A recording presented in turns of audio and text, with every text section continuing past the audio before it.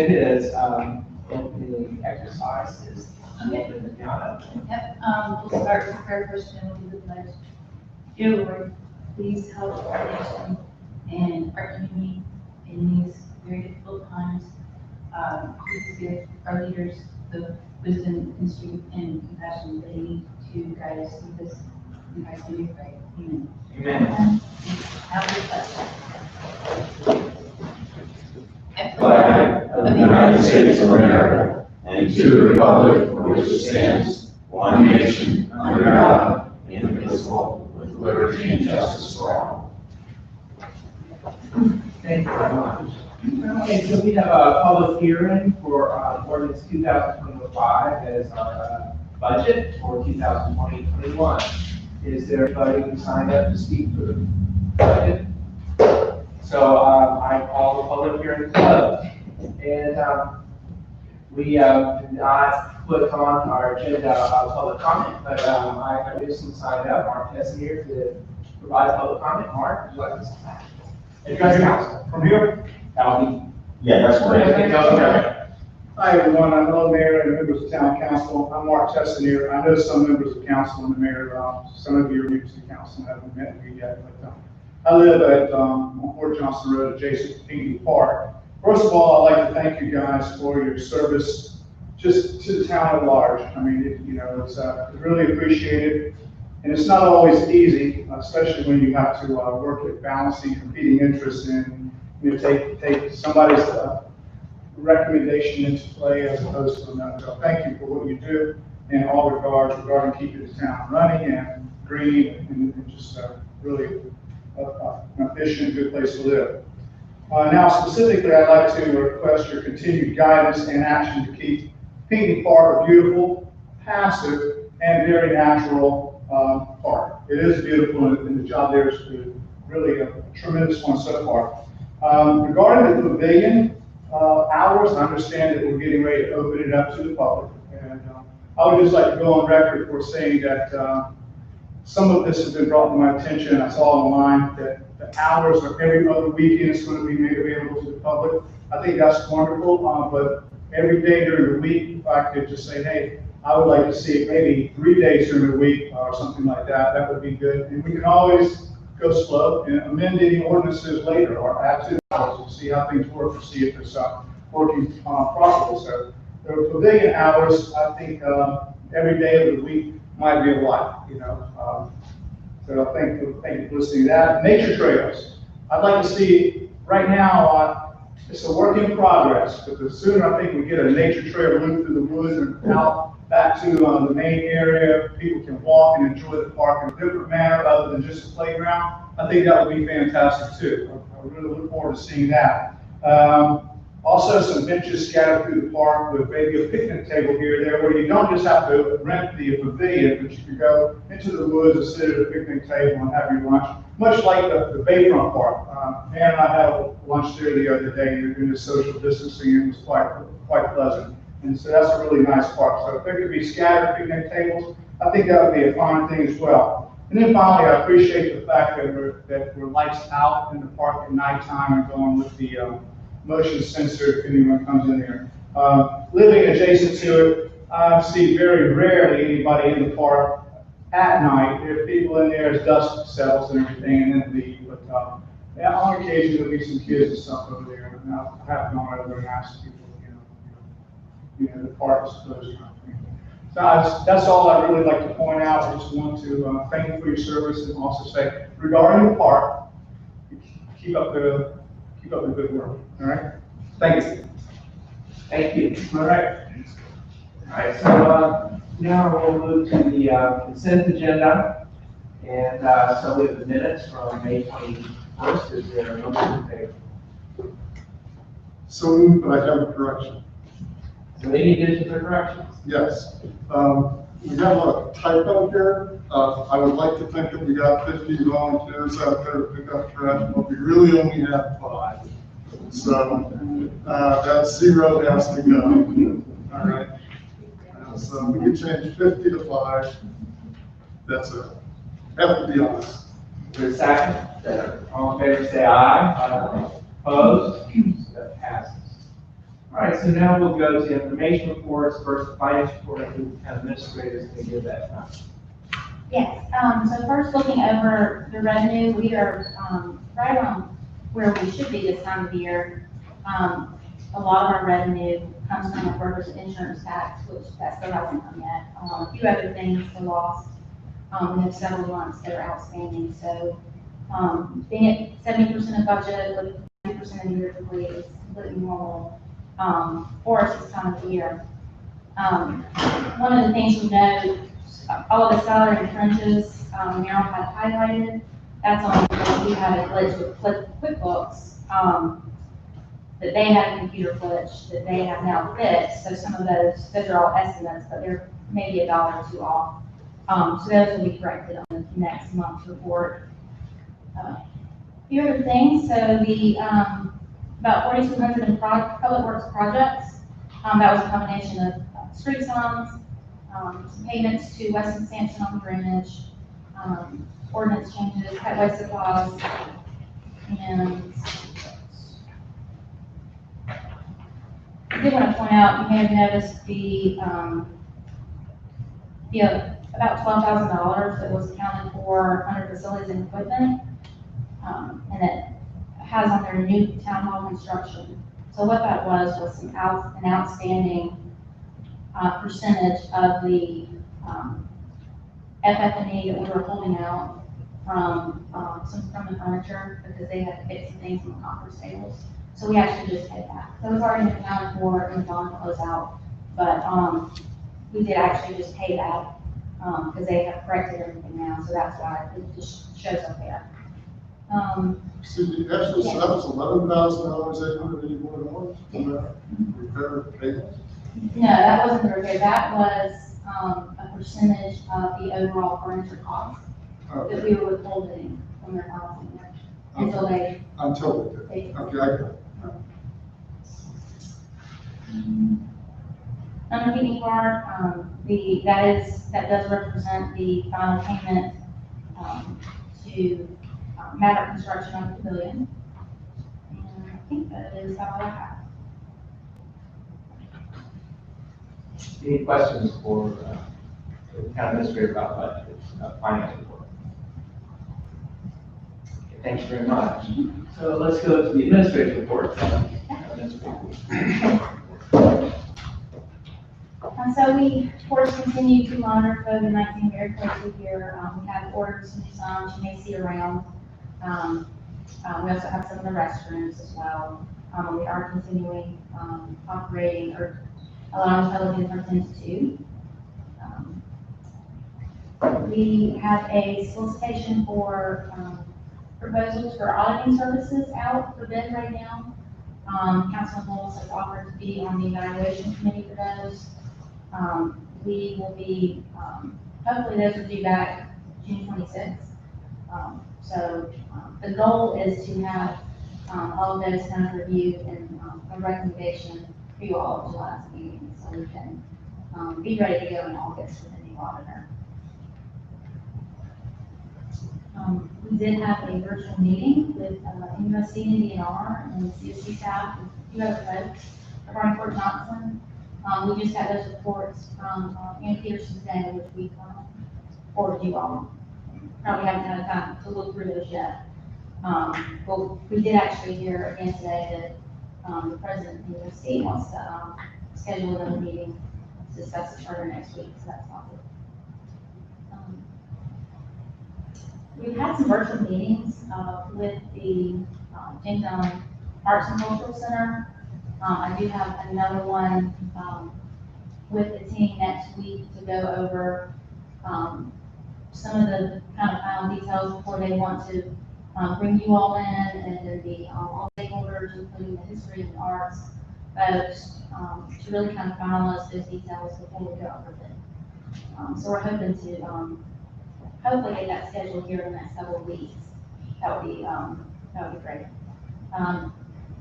My note on the FEMA reimbursement memorial, we actually did receive that this week. And 13 in code enforcement cases, and then all the building permit inspection and zoning permits, as you can see, those are all up for the month of May. That's all I Any questions? Yeah, Ashley, I noticed that on the tree removal, you got 20, which seemed a little bit higher than it's ever been. Yes. Is there an explanation for there being so many? I think it's because this time of year, is when we do see a lot this time of year because people are in preparation for hurricane season.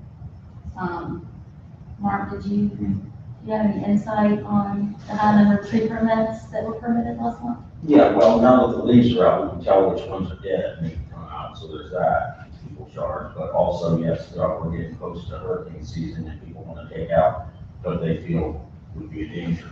So that's. So did we get any income from any of these trees? Were these permitted removals or?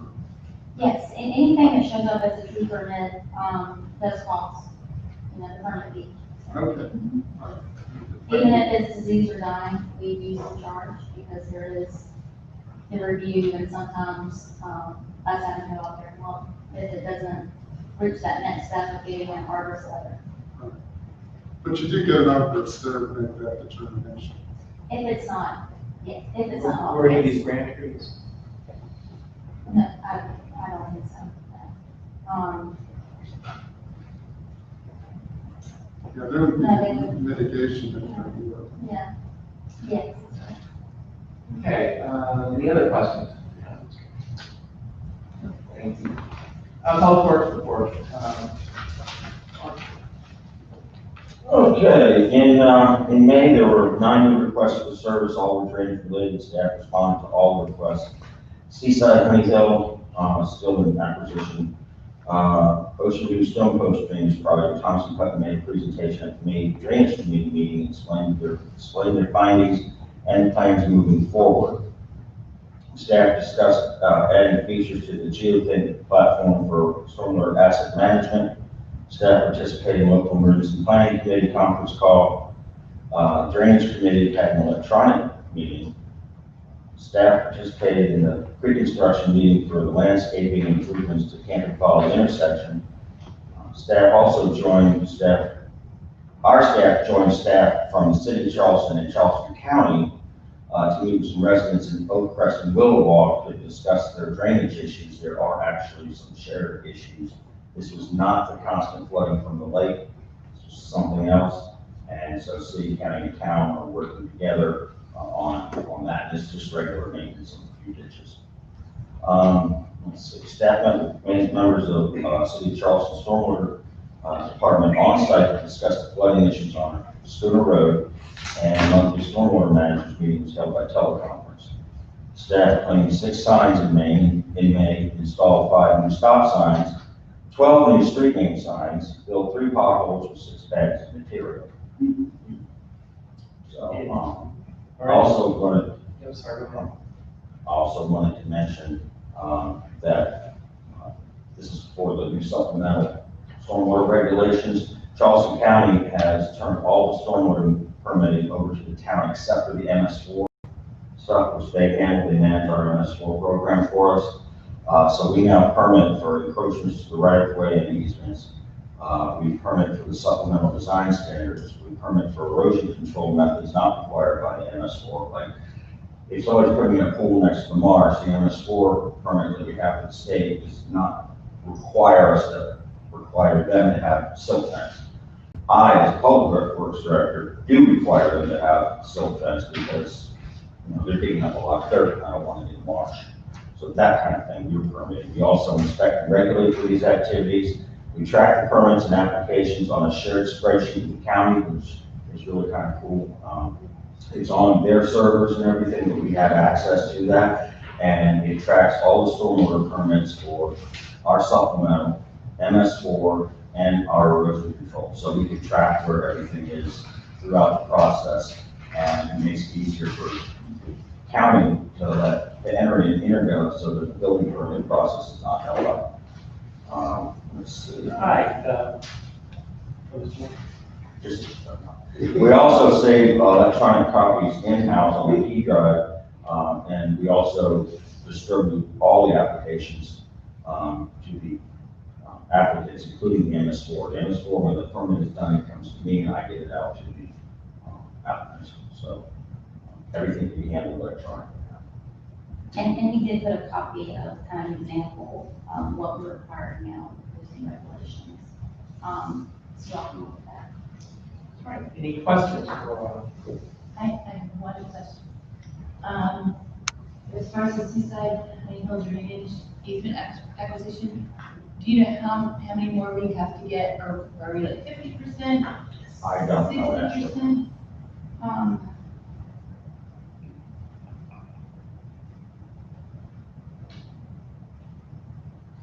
Oh, okay, we're meeting. Thank you. And I have a question too. Mark, is there any schedule for training on that geothin platform Yeah, for staff? well, what exactly do you mean training? Because we both know how to use it, and so does Ashley and the Well, when are you mayor. gonna teach all of us how to do it? Because we now have a layer in geothin for doing the tree survey, and we're gonna need to learn how to do so. And Tony Ryan, we set it up right here. Brian lives down the street off of Camp. Correct? So he can come by anytime and we can set it up in the conference room. So, I mean, you know, when, all right, we'll probably try to coordinate it with the street council meeting. any other questions? Thank you. All right, I will share the floor. James? Good evening. In the month of May, half the month, we were dealing still with COVID. So we were not making traffic stops during COVID. So the latter half is when they opened it back up. So the stats, that's why there's not as many traffic stops. But during the month, we worked 762.5 hours, which is a little more than what we normally work due to the fact some shootings that we had. We made 284 traffic stops, wrote 62 tickets, 236 warnings. The town of James Island folks ran 163 calls, which we had a lot higher call volume than we normally did. 24 field interviews and 20 arrests. We had a DUI, 60 grams of marijuana, 130 grams of marijuana, 20 grams of marijuana, 1 gram of marijuana, 0.5 grams of marijuana, 2 dosage units of Schedule II pills, a DUI in a container, 2 grams of marijuana, recovered a stolen vehicle, 2 grams of marijuana, somebody wanted with a probation parole warrant, 4 grams of marijuana, 6 ecstasy pills, 5 Schedule II pills, 1.4 grams of meth, shoplifting warrant less than $2,000. We had someone else arrested for a habitual offender. We had a vehicle pursuit that went from James Island, a stolen vehicle, went all the way downtown, through downtown into West Ashley. And we got 2.3 grams of cocaine, 50 dosage units of hydrochloride, 9 dosage units of MDMA, 16.7 grams of marijuana, and another subject that was unlawfully carrying a firearm. DUI for someone else, and then we had someone else's one on a general session, habitual property crime enhancement. 3 grams of marijuana and 4.1 grams of marijuana and 3 dosage units of phentermine. So anyways, so that was in the latter half. So we became extremely busy because we really hadn't done anything for 2 months. So we noticed there's an uptick in crime. So the first thing, we had a break into Smoky Oak the other night. Herbert Gladden, who breaks into a lot of stuff, he's in jail right now for burglary second, called him. He actually said that he saw it happening, and so he was actually going to return the stuff, but we know better. He's broken into the coin machines down at the car wash. I mean, he's one of our regulars. So anyways, in reference to shootings, we've had with the city of Charleston, and I've been real close contact with the city of Charleston, quite a bit of shootings. So number one, I'll tell you, there was a murder back, if y'all remember, over here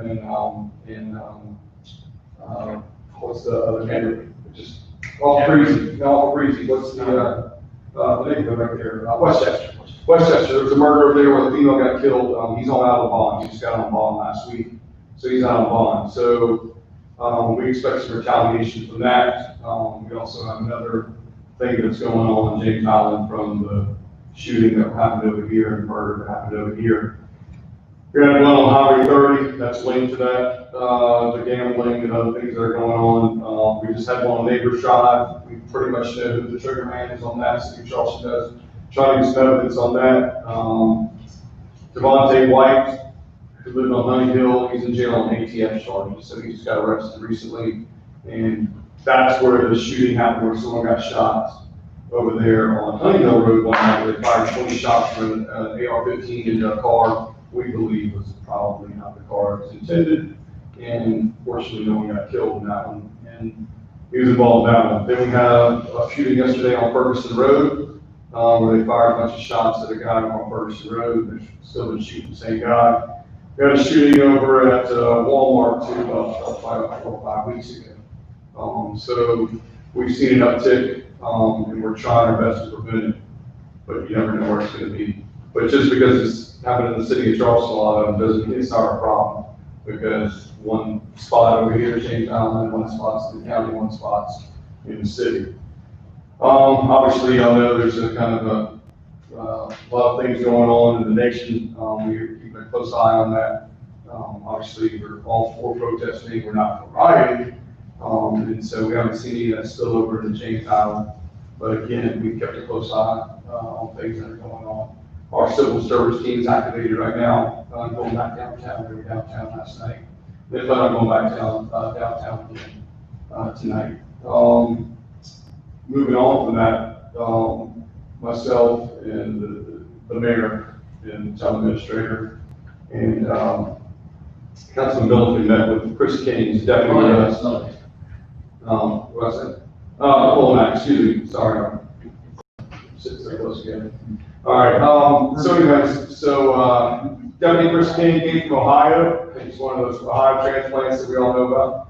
He came from Ohio, moved down here as a police officer up there for about, I think about 7 or 8 years. He's been with us for about 3 years, and he was a school resource officer over here on James Island.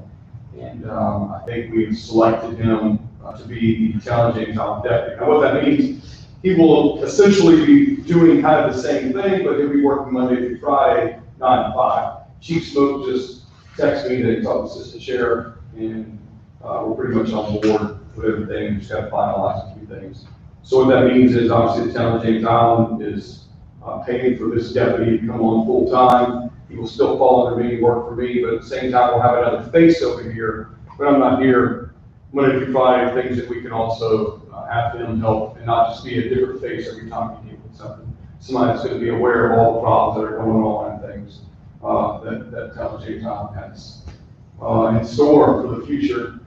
So but car break-ins, a little to none, sort of burglaries. So we're happy with that. We had a shooting on Woodard too, and then fired some shots, and they fired the wrong car. We found that out.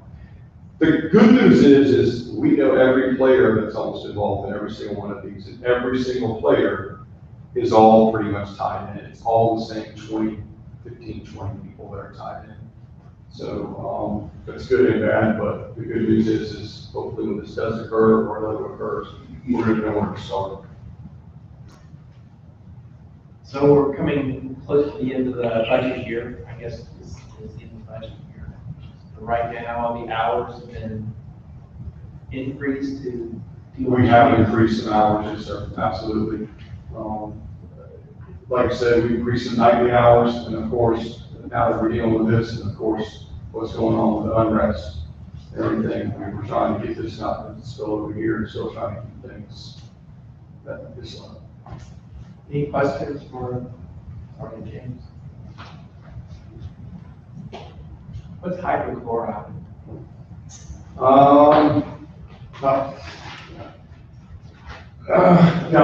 don't know. I'm confused, but I think it's some clerical term, isn't it? I'm not sure. That's heavy work. Isn't that right? So a lot of these pills, they're cutting and they're putting it into other drugs to see if it'll cause you high. That's why right now there's a new fentanyl out. It's a new strain. And I think there's 2 or 3 that are coming out that are more dangerous. Okay, thank you so much. All right, so now let's go to request for approval, the first is concrete slab for Pinckney Park storage shed. Could you explain that? Yes, and that estimate's actually in front of you. It took us a while. Actually, we got the third one today. So we had 3 estimates. The low one was the one in front of you, that's 10,820. There was one from Officer Construction for 650 and one from Massimo for 6017.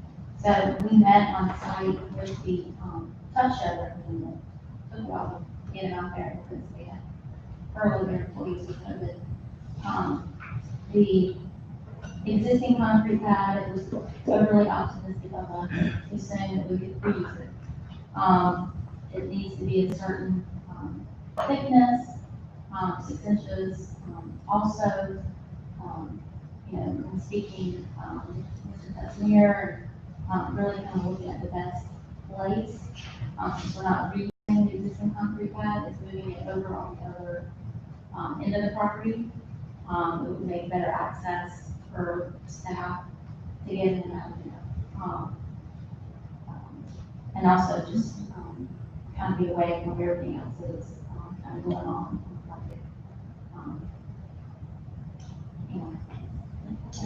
Well, is there a motion to make? So, Is there a second? Any, discussion or questions? Yes. Okay, I have questions. So this, you're gonna build like a footer around you, is this for the shed? Because then, did they have to have a footer where they dig down lower to support the building and everything, so? It has to be 6 inches thick. Okay. I It may be don't know if different, there's, maybe different for a shed. I was just thinking about some of the things that I didn't used to. there won't be a lip around it. It's actually, needs to be exactly the size of the shed because he talked about it, there is a lip and it can get water intrusion. Have we worked with any of these companies before? Mark, did you work with? Yes, all three. Okay. and this will be down at the other end of the park where the driveway is. Yeah.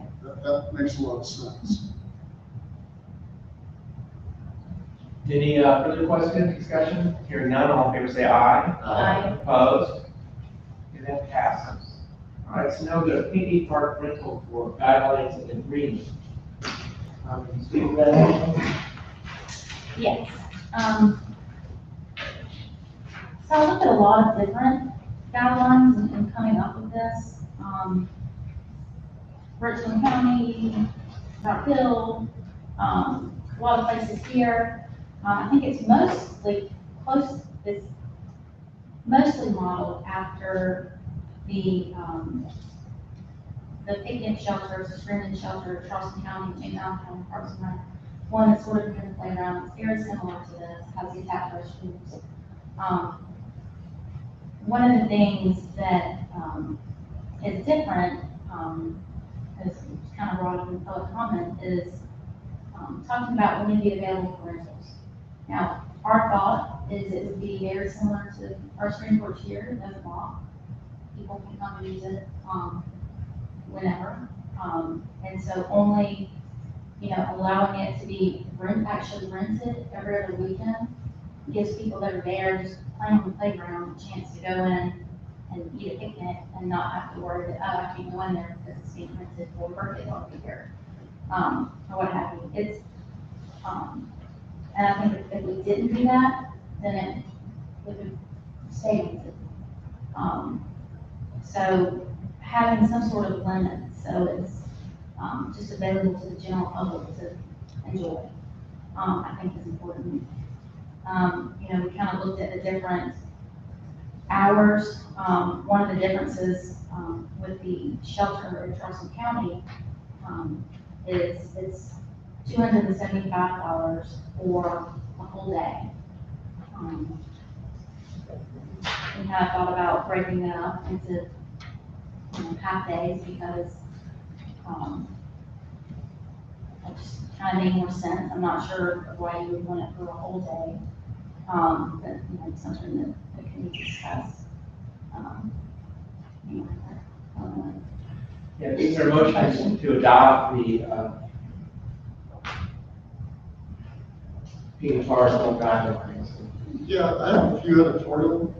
Is there a motion to Yes, adopt? there Is it second? Okay, so, So recommendations, the council. I do. I think it's really important to also exclude golf carts and ATVs specifically from vehicles. I know that that's not really obvious in there, I'm saying vehicle and it's implied, but I think that we really need to say that golf carts need to stay off the trails as well. because they'll be on there, for sure. The dirt bikes. Dirt bikes, all that, right. But I think if we're specific about that, that's really important, and I think we need to do that. Because they will be going off the trail, and we don't want that with wildflowers. Another thing would be, with respect to the shell removal from moisture wastes. I think that we have to specify that those have to be out of there on the same day as the event, because they get stinky in a hurry in the summertime. So it'd be good to get those out on the same day. And perhaps even have some signage that directs them down to Fort Johnson to the moisture shell recovery station. That would be useful. Also, respective of, I don't like the idea of alcohol being there. I really don't like that. I think that that's a recipe for problems. And that's just my bias. You could drink at home, do something, but not out and about where you have to get behind you. So I would maybe urge us not to have the alcohol component available in this rental. That would probably be a good idea. And then, respective of what Mr. Tessner was saying, it might also be worthwhile to consider Monday, Wednesday, Friday beginning for weekday rentals, so that there could be a little more downtime, a little more opportunity for people using the playground to use the space. But that's up for discussion. But those are the, and it's basis, I think, rather than based. Up above, and the pavilion would be allowed to be reserved on a limited basis, not based. So I think the intention was it to be rented only on, where does it say that it's rented on what days? Actually, Well, and I had put in here, I guess only because thinking that a lot of people would rent it during the week, Right. that would be available, but it is worded that way, where you could rent it any day of the week except on weekends would be. And then what's weekends, that, probably something else we should specify. Yeah, I think it would be really nice to have the every other weekend. That's really good. Maybe every other weekday would be kind of a good idea. so, I think that, many of the editorial changes you said are not controversial, and there's no objection to those. If we can adopt, like specifying what kind of vehicles, what else did, that was the oyster shells were removed that day. I think we would need a motion to amend, to ban alcohol and, to limit permits. So let's try, you can do them separately if you like. All right, let's do them separately. I think that makes sense. So, motion to amend that involves eliminating the permission of alcohol as a usage in the pavilion. The second, but any discussion? I have a question. So do they allow alcohol in other public parks, like beer and wine? They do, depends on, if they're looking at Jamestown County farms, a lot of, some of the shelters, used for wine receptions and things like that, so they are allowed. One of the things they don't require, from what I can see, is the separate insurance policy that we have in here. But it depends on the facility. Okay. So I think like in cloud plantation, they allow also different periods rather than different periods. So I don't think that, I don't agree with Councilman Milliken on this. I think that honest use of alcohol should not be prohibited. Any further discussion? Hearing none, all in favor say aye. This Should be amended. No, it's the amendment. Right. Voting on the amendment about the ban alcohol. Okay. Any opposed, all opposed? Nay. Okay. So fails 2-3-1.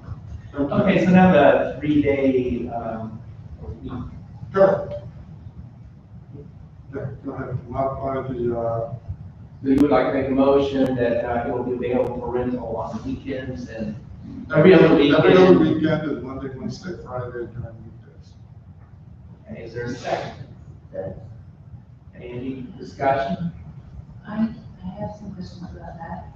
I guess, is there maybe, instead of making it Monday, Wednesday, Friday, maybe you'd say that there are X amount of maximum rentals of the pavilion per week in the beginning?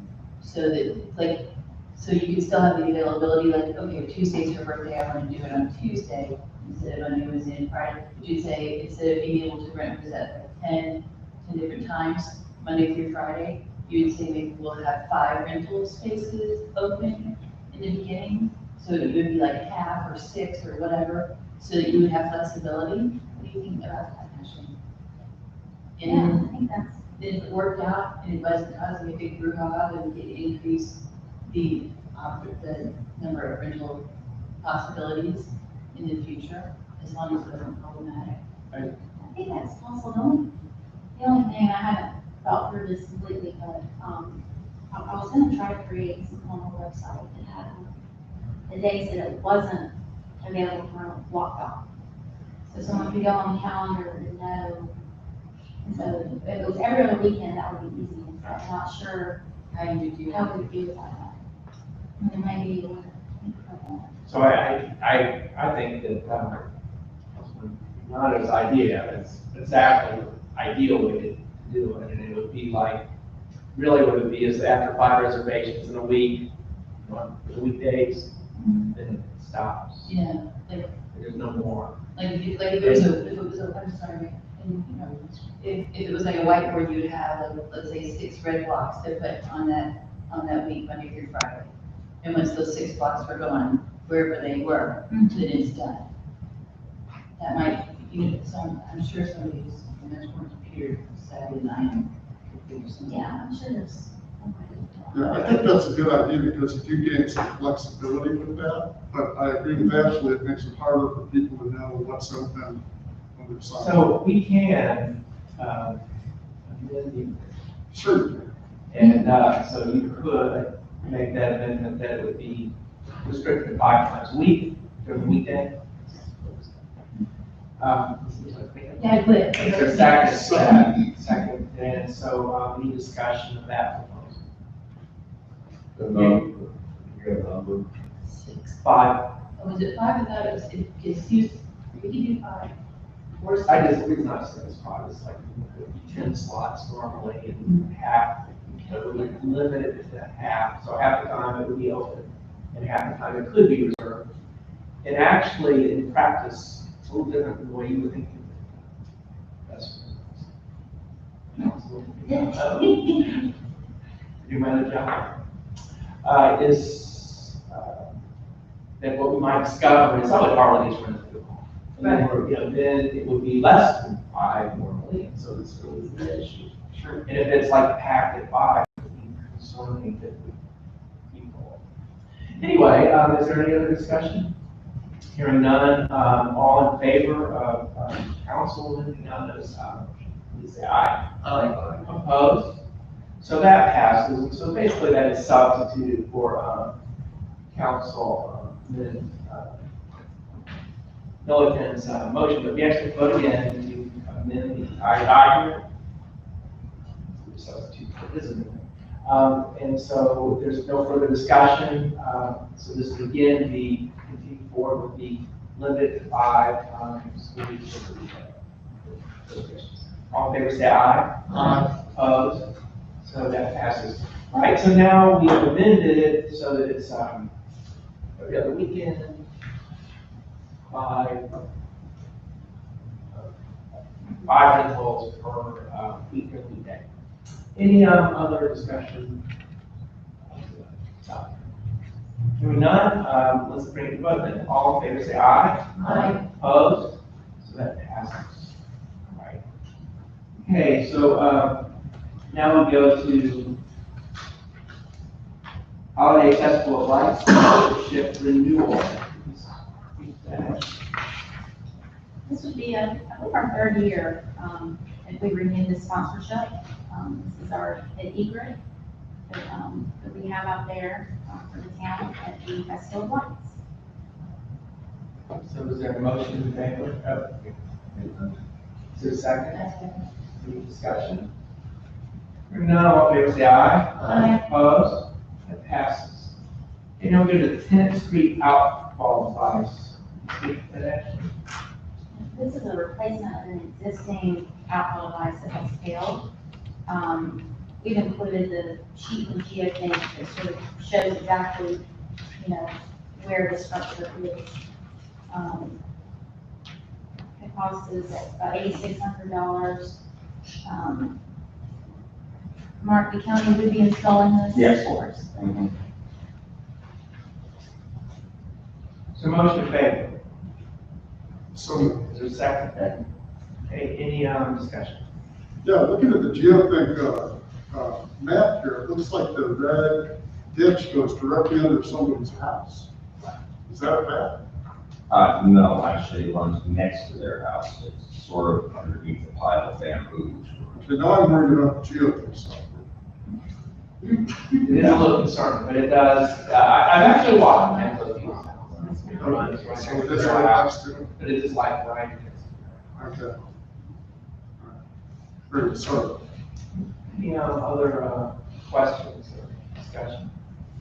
Okay, hearing none, all in favor say aye. Aye. Opposed? So that passes. Next, we have the speed hump installation contract. Speak to the next one.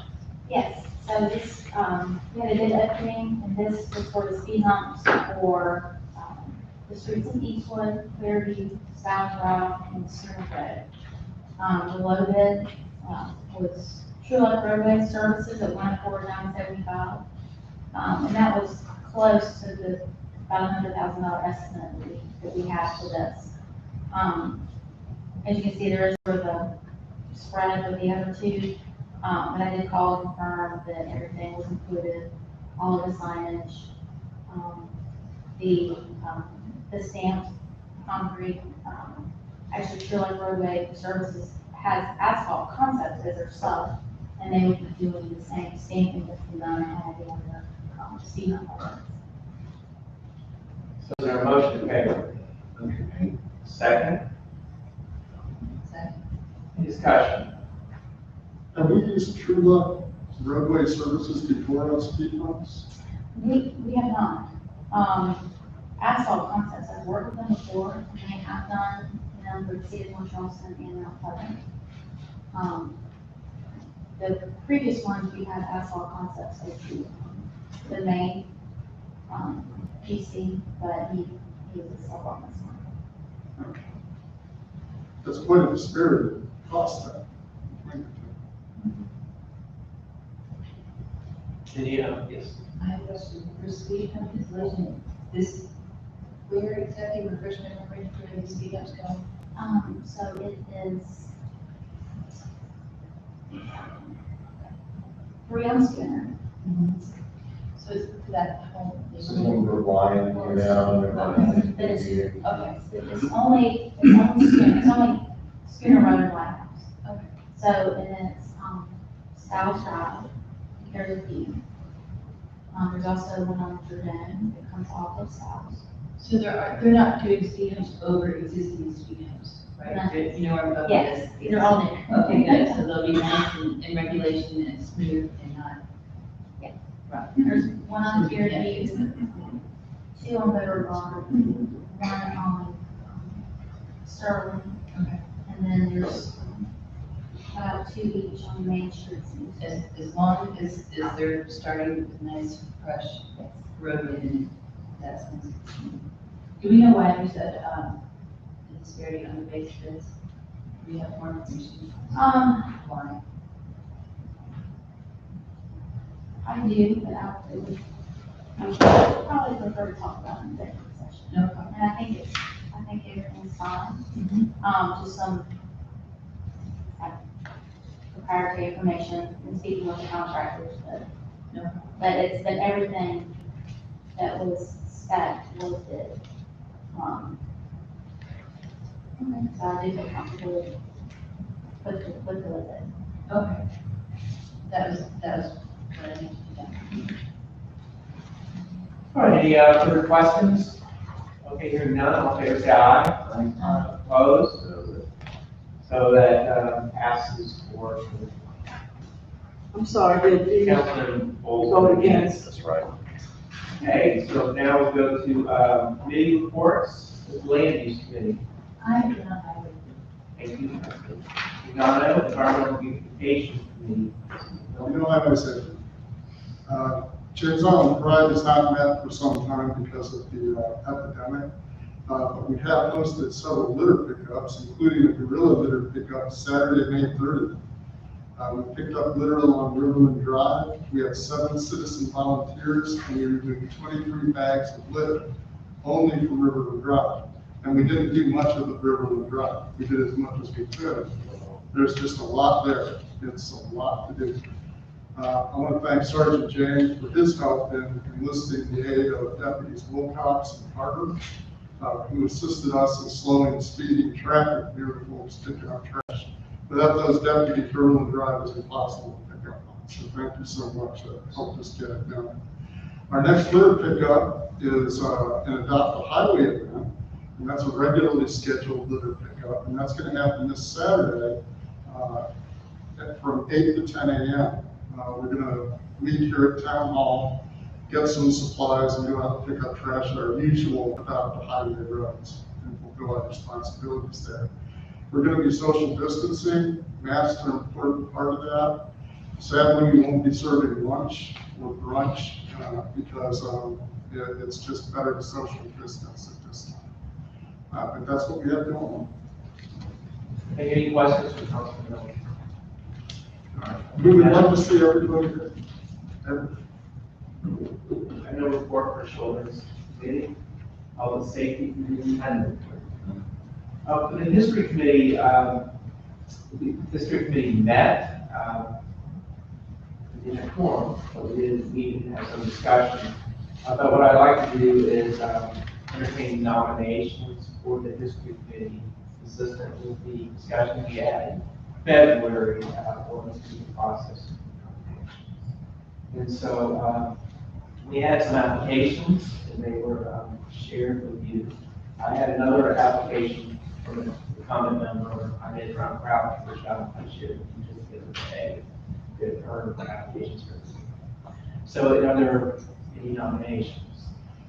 I have spoken with some people, but I'm waiting to hear back.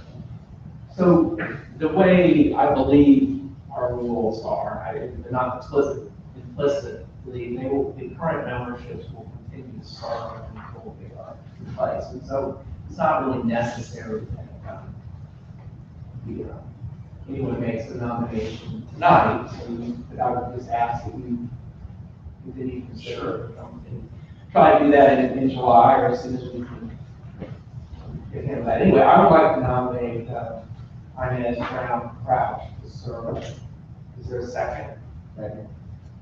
All in favor, say aye. Aye. Opposed? And so after everyone is nominated, if you recollect, for all of these councils, that long, we're supposed to determine how many have 2-year terms, 1-year terms, and how many have 2-year terms. And so next year, February or March, it states out what it is, we will be needing to do a set of 2-year appointments, and so every year we'll notify rather than our past practice, which has been people that were appointed 4 years ago. Would it be possible for us to have a place where we could check in on committee members and when their terms are up?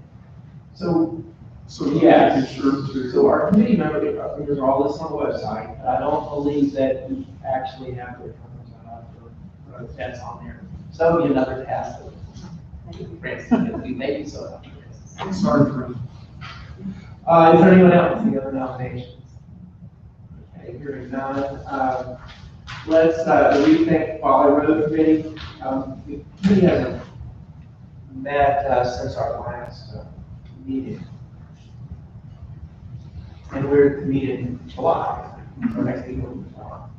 Drainage Committee, four. Business Development Committee, Yes, we haven't been meeting either, shut down, you know, probably actually doing a whole, pooling, spreadsheet for James Island Business Director. So I'm going to have, maybe by the next meeting, have a final list for our director. very helpful. Tree Advisory Committee. Tree Advisory Council met June 9th. We received some good news regarding our application for Tree City USA and are happy to report that James Island now has been designated a Tree City USA community. So I wish to thank Ashley Callahan and Kristen Crane and members of the Tree Advisory Council for their help in getting the application together. The committee decided that it would be best to coordinate the celebration of the designation in concordance with our annual Arbor Day celebration in December. The Tree Council is also working on information resources for planting trees with respect to appropriate sizes and species for right-of-ways. Finally, the committee also decided that it would make quarterly awards to citizens who have exemplary trees in a manner similar to our Art Yard of the Month type of recognition. In other words, they would get a certificate and a sign for their yard pointing out a wonderful tree. So that's all. All right, thank you. Any questions for Councilman Miller? Here, none, let's go to James Island Governmental Council. So there's tentatively a meeting, well, I think it's not just tentative, 22nd. July 22nd. We will meet hopefully in person, we will see how things are going with that. All right.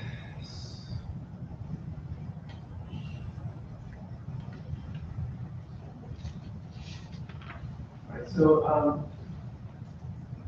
next on our agenda is proclamations and resolutions. So this is amendment to resolution 2022, recommending Tree Advisory Council and add two at-large members. Would you like to speak to that, Councilman Miller? Yes, I would. I could find it in my cup. Someone for sure.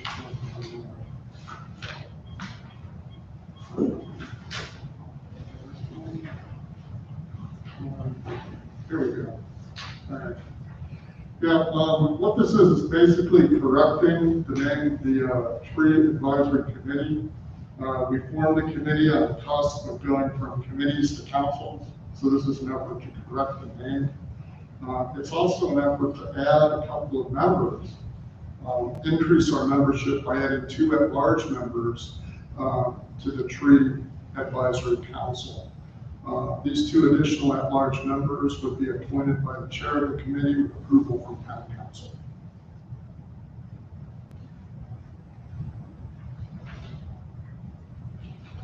So I think that's a motion in favor. Is there a second? Any discussion?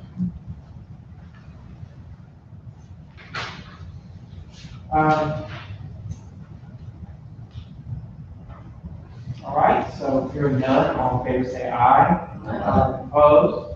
That passes.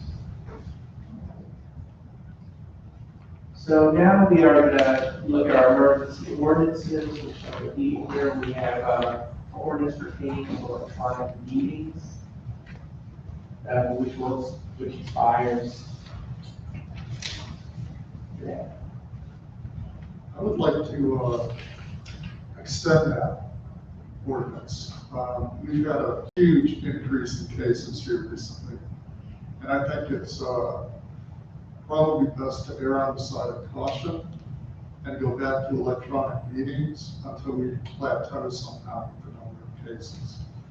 So I would like to make a motion that we extend the electronic meeting ordinance to July 16th. Is there a second? Second for discussion, we would say to July 16th. That would include or, who's our meeting in July? That's it. Yeah. On the 16th. Yeah. and then we can make a determination based on numbers. It would authorize us to have an electronic meeting on the 16th. I don't think it would require it, it's just, that but if we did not, if we don't adopt that, then we knock it off. Or at least we wouldn't have rules.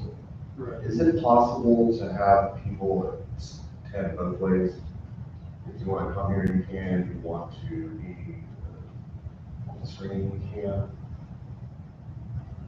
So, Ashley, would you like to explain this? But I think if you did, if we hosted a Zoom meeting like we've been doing, for instance, and everybody had their computer here in front of them, you would be here, but then you would also be in the meeting, the Zoom meeting, with people who were on the same time.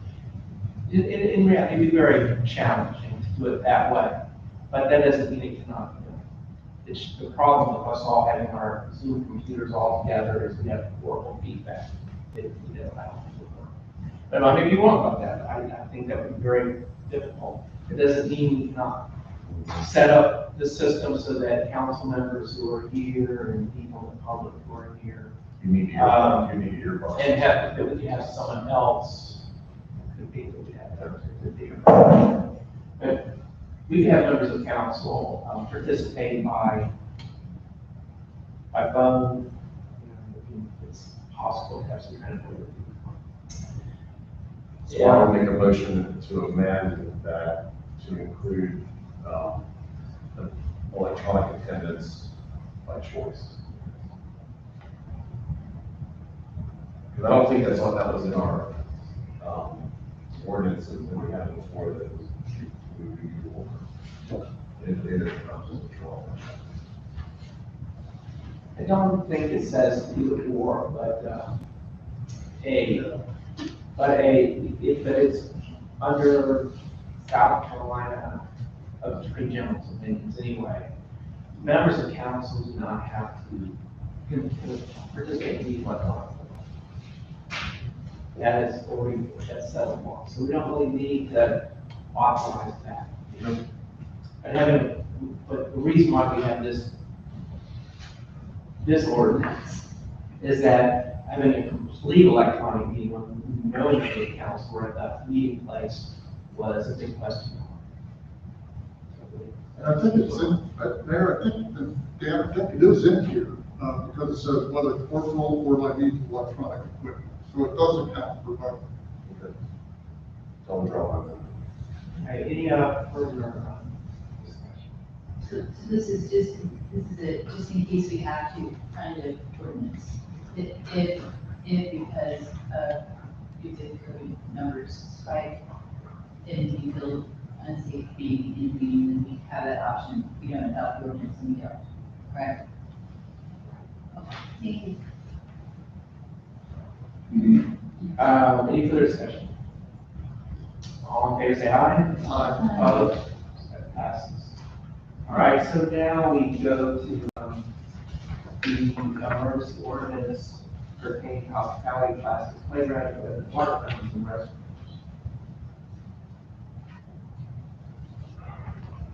I make the motion to extend to July 16th so that we can make a determination at that time. Is there a second? I believe that, it's getting to be time to start collecting the hospitality tax. Charleston County is collecting it. I believe the city is applying the plastics regulations at this time. So I would be opposed to doing this. But in any case, any further discussion? Yes, Councilman. It's getting hotter outside.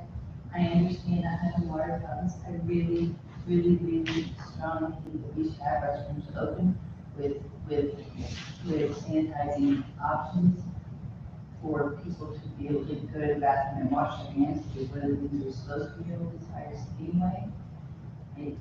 I just feel that if my children were younger and I was going to the park, I would have this sense enough to want to sanitize things before we touch them, sanitize after. And I would like the option. You've got little kids, sometimes getting to a bathroom that's far right away is not realistic. And I think that we need to have more sanitary options for them to, when they're in the park area. Any further discussion? No, just for everyone's information, I reached out to Charleston County regarding, the hospitality tax issue, and they did start collecting on June first, however, they weren't, assessing any penalties on the late fees, so that's an option. I'm looking at the numbers, last month, or that were, actually, March's, it's like a couple months behind, March's receipts were only about 10% down, which is a little surprising, great. April's receipts were about half of what they normally are, that was, anticipated. But most of them are still remitting. So there's a handful that aren't. And I just worry about the handful that aren't getting further behind. I just don't want to put that out there in an option of maybe just not charging them penalty. And we were deferring option. I think that sounds reasonable. The longer you let it build up, the bigger it's going to be, and it's harder to come up with, especially with all the challenges they're dealing with as it is. Any further discussion? Okay, hearing none, let's vote all in favor of extending EO2 2020 to July 16. Say aye. Aye. Opposed? No. So it fails. All right, so now let's go to acceptance of applications requiring hearings. That expired on June 15th. All right, hearing no action, let's go forward to ordinances for second and final reading. This is ordinance 2026, our annual budget. Is there a motion to adopt? Just second. Second. Any discussion? Yeah, I have some questions. Yes.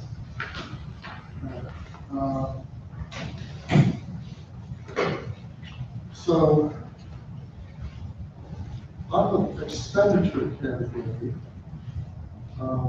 and what I did was I compared this to last month's draft. And in May, the total expenditures amounted to $4,150,290. Now it's at $4,018,268, with a difference of $131,900.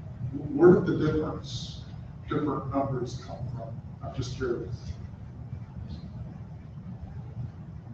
Well, all of the changes were based on the budget amendment that was passed at the last meeting. That's right. So what numbers? There was about a 200,000 difference in the general fund that we put back in. So, some examples of things. I have a list of all of the changes somewhere. Just go back over that.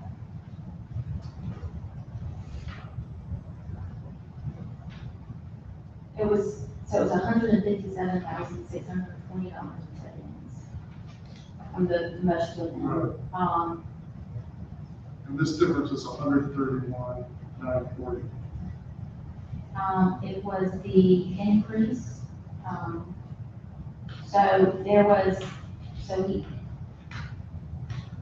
We increased the transfer in from the unencumbered fund balance by $25,679 in order to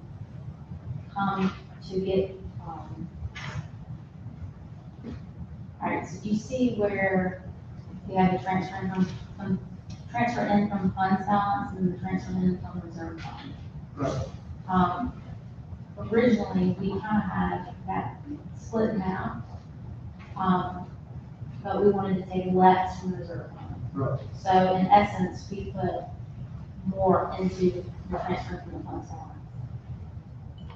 So that's, I guess, So it doesn't show Why an I increase came on out. the expenditure side, it's where it's going. Okay. All right. Yeah, I'm just trying to figure out how it works here. Any, follow-up, any other questions? I have a question. Yeah. Go ahead. Councilman Bowles, just thank you about the amounts for cost sharing with GISD. Today, for the 2020 budget, says we spent $670.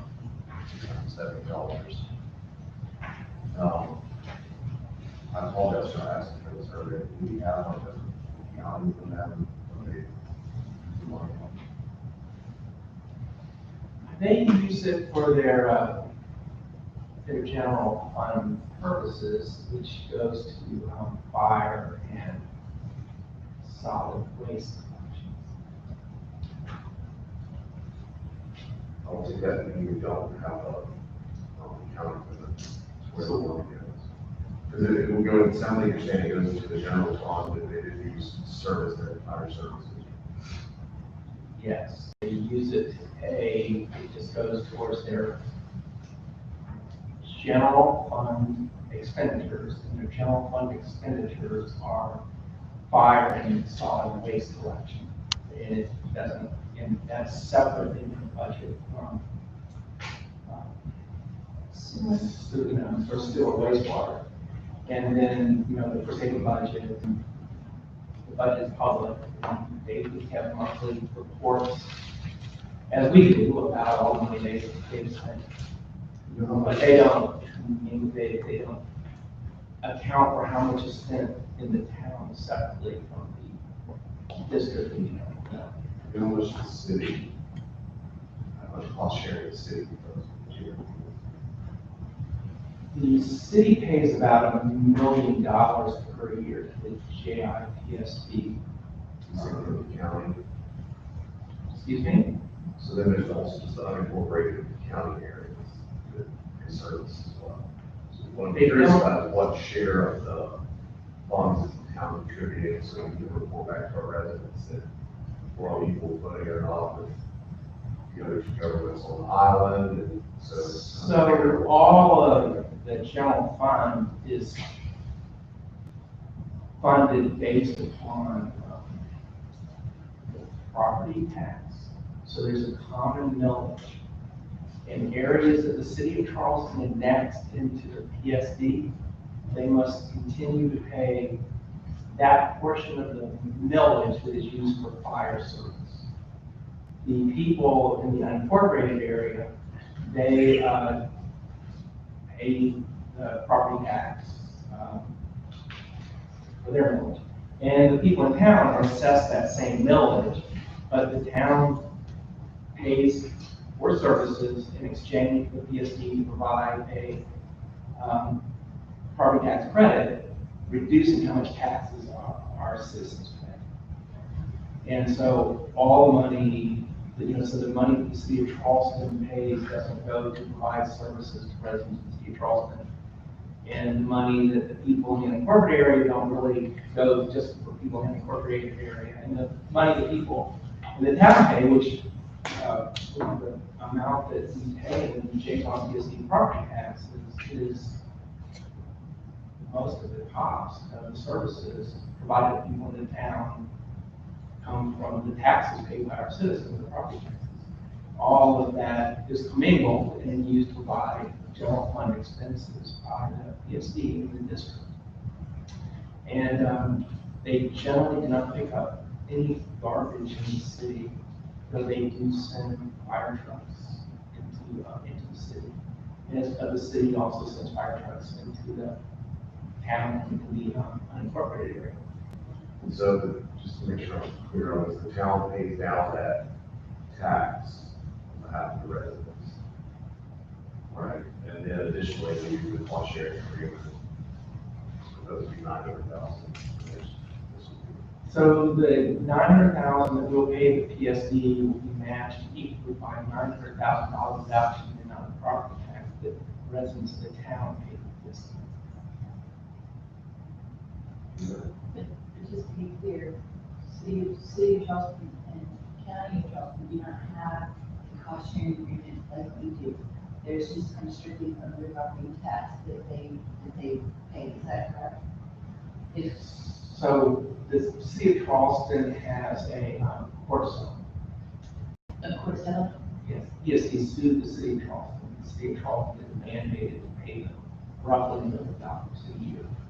But it's not fixed at $1 million a year. It's related to how much PSD spends on fire service and how much the people in the city would have paid in property tax to the PSD if the city had never taxed. How that works. And so that is changes, it's not constant, but if you look at their budget recently, the city's been paying about $1 million a year. And then the county is not involved really at all, so the PSD is a tax authority, and they collect taxes from people in the unincorporated area, as they do for the town as well, except where we have a cost sharing agreement with the tax rate. And you're right, the city of Charleston and the county collect these. and just one question a little on. So since we do the cost sharing agreement with these, do you have to see that has anything to do with the rate increases we just saw? Is that correct? For the sewer bill, so that the taxes, so property taxes on fire and solid waste, so our contract agreement has to do with that. And it doesn't really relate to the sewer. Okay. And so basically the sewer department is funded out of sewer fees, not property tax. And then the fire, solid waste are funded by property tax and other. I just figured I'd ask before everybody was asking me. Any other questions? This, I only have one. Only one last question. As far as repair care goes, I know that we talked about this and gone back and forth and everything else. I would really like, we could, I know you talked actually about maybe pulling stuff from other areas. I would really like for us to really focus on repair care this upcoming fiscal year. So I would really like to have that not be decreased. I'd like to keep it at the 35,000. I know we left it 25 last meeting, but I really think that we could use that money for some really good causes. And that's my 2 cents on it. Well, you can, so you were asking to put in the budget to add $2,000 to the repair care. Yes. I think the natural thing to do would be to take that out of the fund balance. And so we can stay on somewhere. Yeah. I mean, because we had it budgeted first as 35,000 and we brought up 25. I just really feel like it would be great if we had funds. So should we make that amendment now? Is that's, well, I think that is an amendment, it's exactly. Any discussion? Is there that from fund balance? No, I don't think so. I just think if we keep it at 35,000, since Habitat is so short-handed, maybe this would give us more flexibility to get a lot more done for people.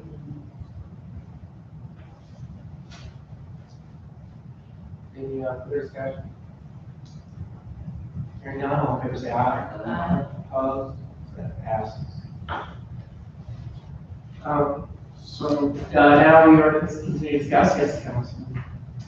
all right, so, my questions have to do with the hospitality tax fund. And, what I'm interested in here, we have 375,000, I understand, that's hospitality tax revenue, but then we have hospitality tax transfer in, 330,610, bringing our total up to 705,610. I'm just curious, where did that 330,610 come from? last year's and previous years that we had not spent. So you're allowed to roll over hospitality tax funds? You are? Yes. Okay. All right, so that's from previous. All right. That's a great mystery solved. So the other question I have about hospitality funds has to do with the increase in $5,000 for the Santee Street parking lot. It went from 27,000 to 32,000. It's part of the current lease agreement we have with them, that every 6 months, there's an increase, per month on each lot, actually 2 lots. So it's reflective of the lease schedule. Okay. All right, I was just curious about that. And then, the Reclaim Polly Road staff cost sharing of $20,000, are we getting reimbursed for any of that from the other municipalities, the city or the county? Following for that matter? So currently, this year, the agreement was, 60,000 that we were paying, for the city. And it was basically 20,000 from each jurisdiction, and then Valley Beach also contributed with about 60,000. So yeah, it was about $66,000. So this is our, Okay. All right. the other, what are the other jurisdictions actually continue to participate? So if we go forward, then you're participating, and if the other jurisdictions agree to participate, then we will be able to continue on. Is that right? We don't have a guarantee that the county and the city will pull the plug on the program, depends on their budgetary situation. Yeah, I need to find it, I'm looking for it under revenues. Should be not under revenue. Under expenses, under, there's a.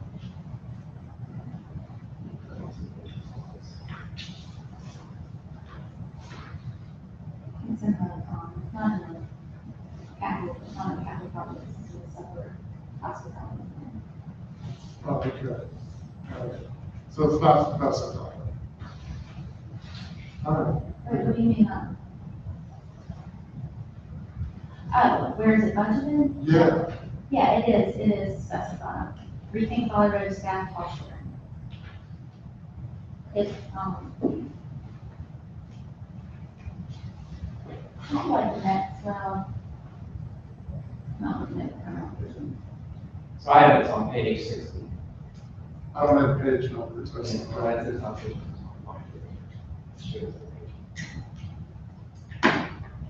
Anyway, it's listed, it's in section where it's the reoccurring expenditures. So the hospitality tax expenditures are separated into 2 parts. We have what we believe are reoccurring expenditures that happen every year, and then with capital expenditures, and one-time expenditures. You know, my view, our view about how to deal with this is we don't want to have reoccurring expenditures any greater than our reoccurring revenue, which we've never had. Right. But we can take our balance that we have built up over the last few years and spend it on various capital expenditures. And so they're going to be some. Anyway, any other questions?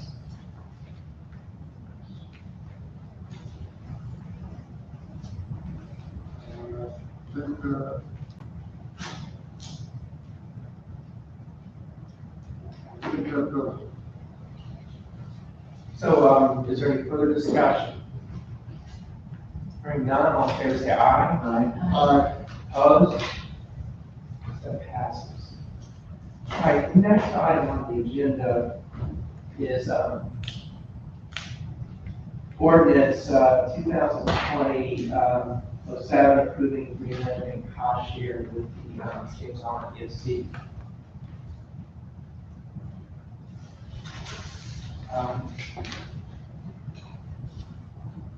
like to speak to that? No?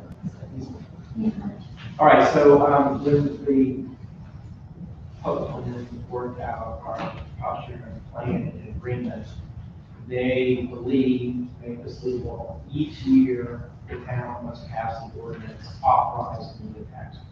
And that's what this is, so it's following the council of our council.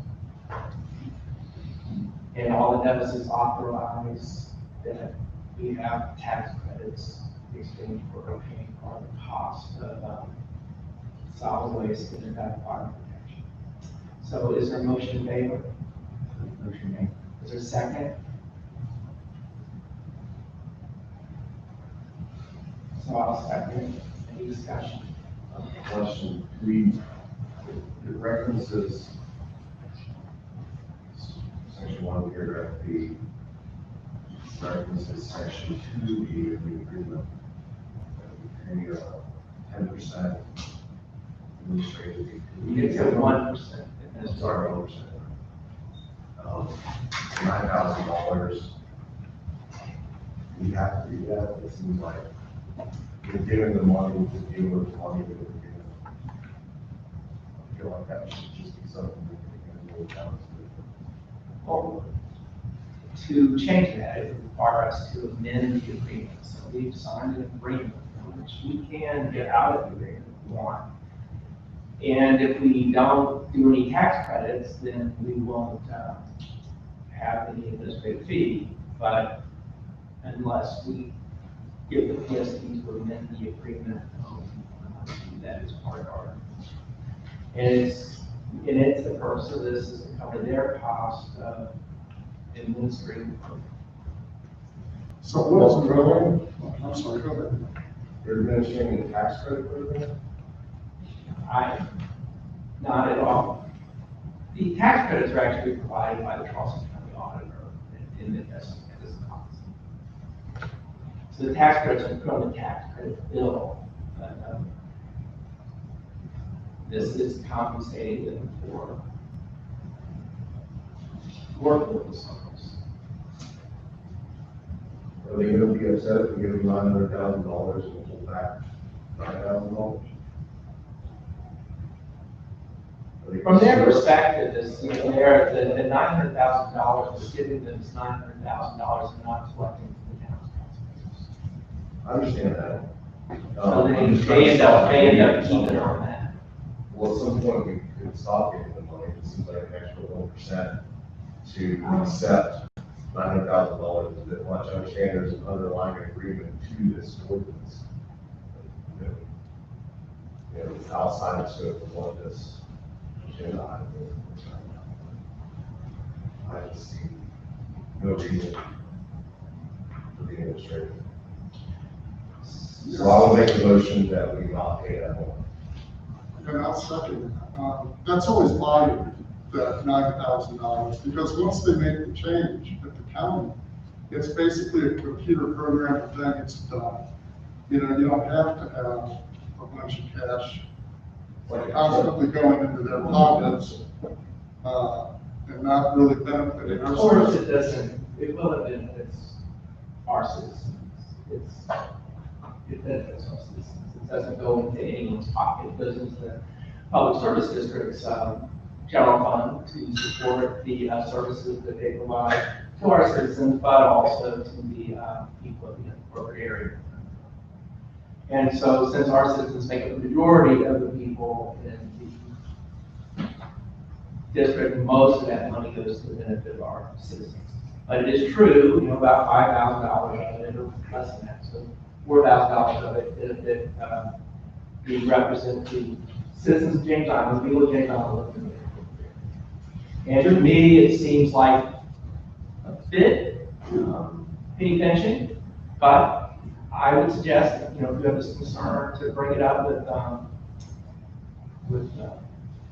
the chairwoman of the James Island PSD, Sandy Engelman, and suggest that we think it would be unfair, that this 1% is too much, or we should have it all, and then, you know, we should renegotiate the agreement. And I would not dispute, disagree, or I personally think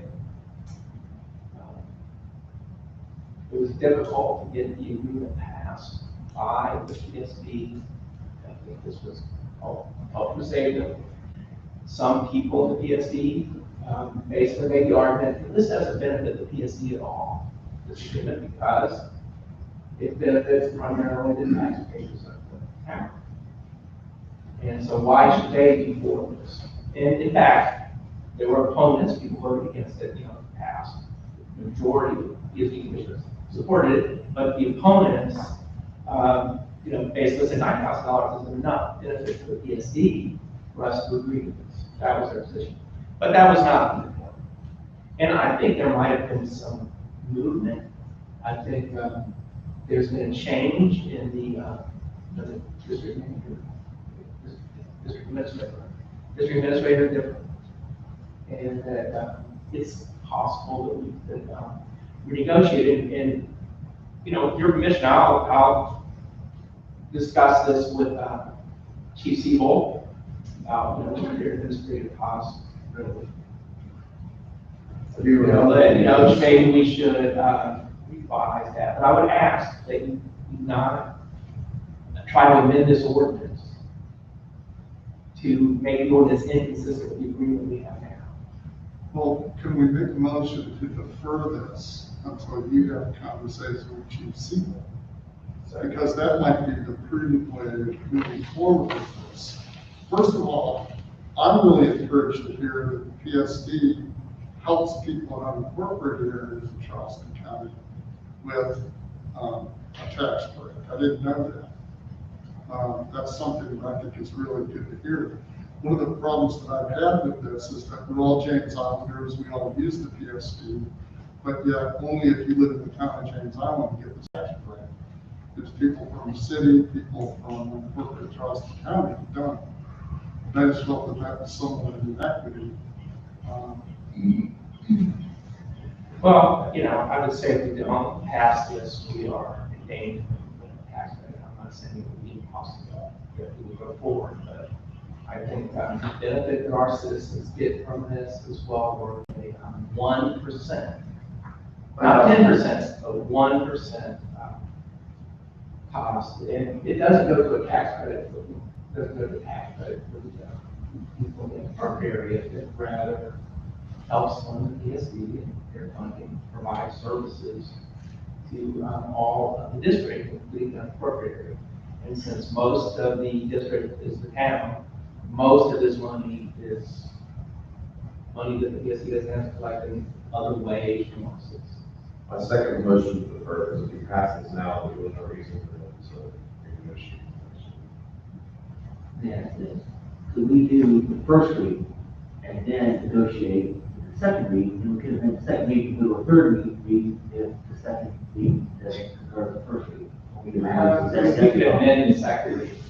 Yeah, I mean, because, the fiscal year, if we do this, we check out this tax credit, the tax credit that our citizens get, especially in this time of the pandemic. That everybody with as much tax savings as they can get. We could, just look at it this way, pass it on first reading, do the research, the second reading, and then make it the second reading. I have a question. So if by moving to defer reading is in jeopardy, let's say it totally blows apart and we can't read this, where does this $909,000 go? The remaining but it would be, so we had first reading, that I'm proposing first reading tonight, and then in July we'll have a second reading, and then it goes to the PSD, and then they have to pass ordinances or resolutions. Clearly, whether they're going to pass ordinance or resolution, but the last time they did ordinances, maybe 2 readings, that's 2 more months. So I think that passing first reading, and that's not the final reading, right? So in July, this will come before us again, and it will have to pass. And then after it passes second reading, it's actually when we bring it to the James Island piece. So if, I'm sorry, this one more question. So if, let's say we moved to defer, which I'm kind of leaning towards, but, and the deal fell through. In order to provide relief to our citizens, would we ever just refund this to them, this $9,000, instead of applying it as a tax credit, would we ever go back in a different form to townships and citizens? You know what I mean? There's no- Well, it's, could it? Yes. If that's what you want. I'm just asking, I'm just looking at all the options. That way, But I would say that we have to mail checks and gather the information on the taxpayers. That is For the administration. $9,000. That is an administration. That would cost $1,000. That would actually cost about $9,000. That would be expensive. And then all when we come to that, bad addresses, you know. the county has all the information, Identity tax. you know? The county really has that whole thing. We get the tax bills, And then they don't mail checks everyone. yeah. There's been very good debts, you know, in the past from county to county. Very good aftermath. That's all I was, so, putting on there, I can see, grocery store. What about I actually saw, when I parked with them, so many other things that, you know, you should go with on. Send the checks and that. And I think you need some check. Which is pretty, much the law for that time. So now, so we have a motion to defer, and so, any further discussion? Hearing none, all in favor say aye. Opposed? No. So that passes, so this action is deferred.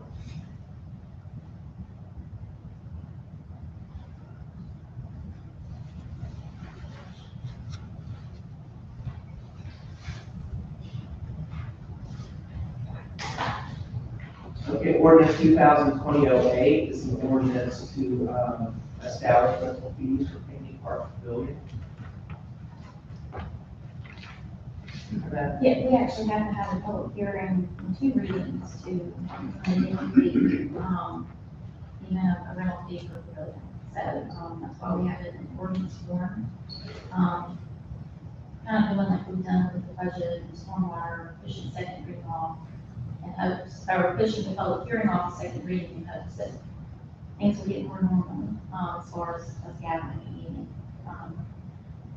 But so the rental fee, that I have here, is $100 for the half-day reservation, plus a $50 refundable deposit. And actually, just kind of opened it up for discussion, possibly, you know, and thinking about this a lot more, I think the refundable deposit would not work so well. Is there a motion in favor? So, Second. So, you can go ahead if you'd like to speak to that. Well, I certainly like the idea of, you know, having a way to recoup costs of any damages that are done. On the other hand, there's really, it would be very hard, to enforce that, especially thinking about weekends. You know, say a birthday party has it in the morning, and then another birthday party has it in the afternoon. And we don't have staff that's gonna go out there before and after to inspect what it's like, and then come the day and inspect what it's like, you know, so it would be very hard to prove that, you know, someone did something. So, you know, and thinking about it more, I know that the reason Charleston County had this, and it's much easier for them to staff wise, but also it was a full day rental, which is a lot easier to manage. I have a suggestion. You can have whoever rents it take pre and post pictures. When they're, before they get there, or when they first get there, have them take pictures of the pavilion, send it email to you. Then when they're done and cleaned up, they take pictures which will be time stamped and send them to you as well. That could be an option. And that way, you would have record and, you know, if someone came after them and cause destruction, they would have physical proof. Everybody has a camera on their phone these days. We're plowing new ground, right? So I don't think anything wrong with your suggestion. It looks like we need to raise the fee to cover cleanup and stuff later. That's crazy. Right, if you go to the bond and just say that the average party is causing a cleanup cost of X dollars, just raise the fee. I'd like to move from then, the proposal to, delete the pause and just make the flat fee $125 deposit. Second. Any, discussion of that amendment? Hearing none, all in favor, say aye. Aye. Opposed? So that passes, and so now we're at the main motion as amended, so there's no deposit, $725 fee. No further discussion? Yes, the agreement that they sign when they do the rental agreement, that has the legal language at the bottom, does that legal language cover us for any damages that might be incurred here as a result of not having a deposit? We do have that language. Okay, We do, in the form that they fill out, or it's a, you know, this would kind of be like our special event form that ultimately they would be filling out. okay. You know, they have, you know, some waivers, but also, you know, you are responsible for any damages. There are some blanket statements. Okay. And depending on the use, we may require a separate fuel policy. And that's always an option as well.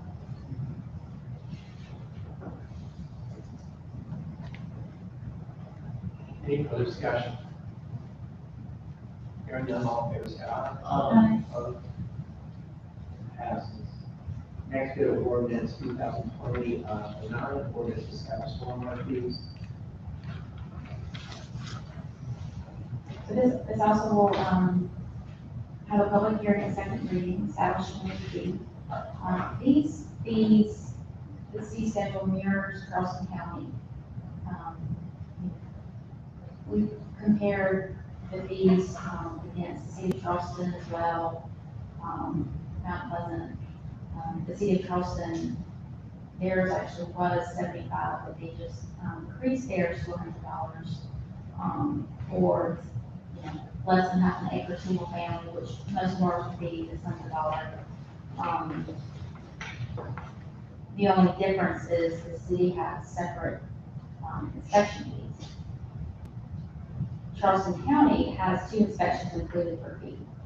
One thing Charleston County does not include, that after talking with folks at the city and county, we thought was important, is to include a $75 reinspection fee. And that's something that First Winemaker is probably going to include when he does these fees later this year. It just keeps, you know, makes folks, you know, have everything ready before they call in for inspection.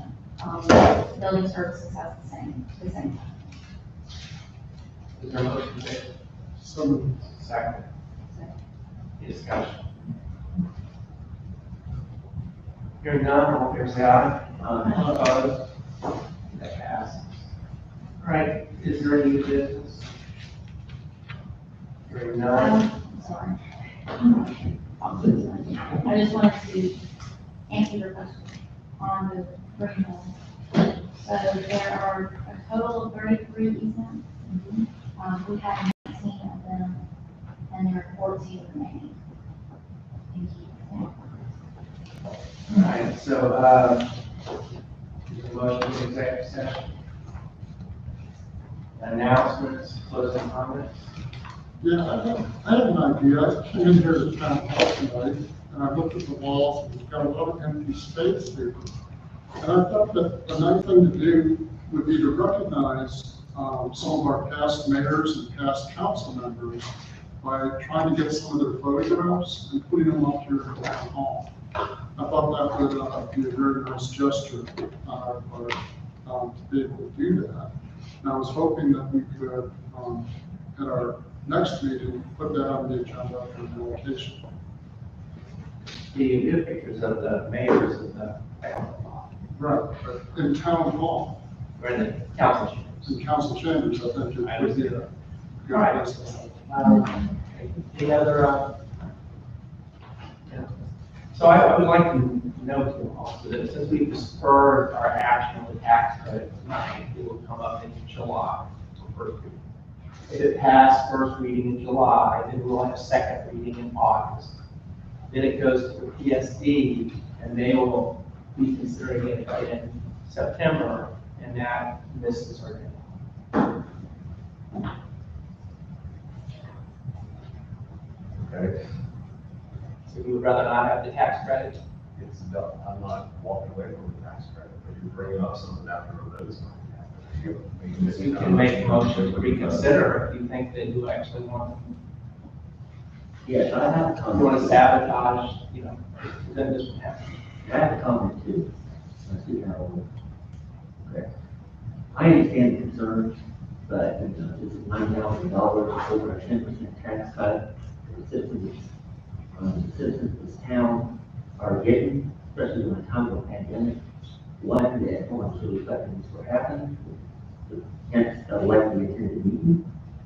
So I would, this is a year thing to do.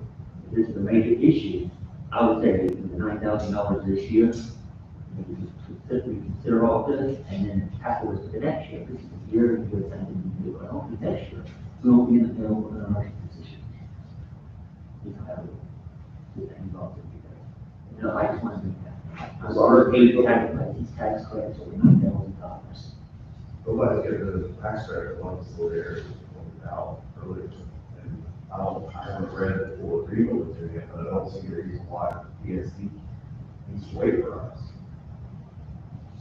They can vote. Yes, on that it, is they can vote exactly on it. the way it works, is they will get official notification from us and then approve it. That's the way the procedure goes. Councilman Bowles, if you had brought this up before this very meeting at the very last minute, you perhaps could have looked into it and considered it. This is, a sudden last chance. We discussed this many times in the past. Even the No. budget workshop, we walked through. Yes, exactly. And you never said that, the administrative fee was a deal breaker and that you should postpone consideration until we renegotiate the agreement. And if we go It's to, always been a deal breaker for me. I know you voted against the whole proposal. I don't support the tax credit. It's not a binary question, you support tax credits or you don't support tax credits. That's not what the issue is. The issue is we're just throwing $9,000 at them that doesn't appear to be supported by any sort of real cause. $9,000 will dig out a lot of ditches. But if we pass this at first read, if you reconsider and pass the first reading, you can still vote against it at second reading because, they have not agreed to reduce their $9,000. And we keep the timeline. You can communicate with them yourself, but I'll communicate with them and say that there is, council is very concerned about the $9,000. And, it may not pass the second reading if, you not If you want revise to the agreement. If you want to make a motion to reconsider and undertake, save us the $9,000, then I will retract it. And you can go to work and try to save us $9,000. Make the motion. Okay, I move that we reconsider the decision to defer, ordinance,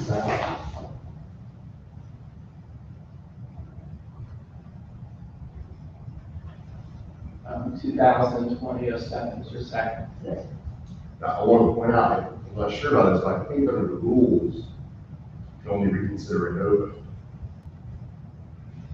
But I will retract my vote and add it to yours, so that we don't defer.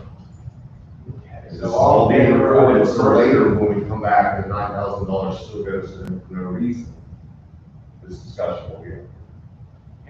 and so, all in favor of reversing the decision, reconsidering, reversing the decision for, say aye. Aye. Opposed? Yeah. Okay, so, Now we are going to consider first reading again. All in favor of passing this on first reading, say aye. Aye. Opposed? None. Okay, so that passes. Thank you. Good luck. John, You could use that money. Mayor, John, I served as senior for some time. I served as a senior for some time. This is timeline.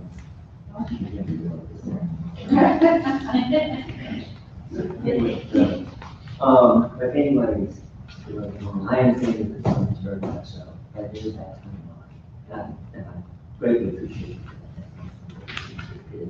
See that coming on. And I do thoroughly understand that sometimes $1,000. But I think doing it this way, we have both the same timeline and still address the concerns of the party. All right, is there any further business? Hearing none, any further comments? Okay, the meeting is adjourned.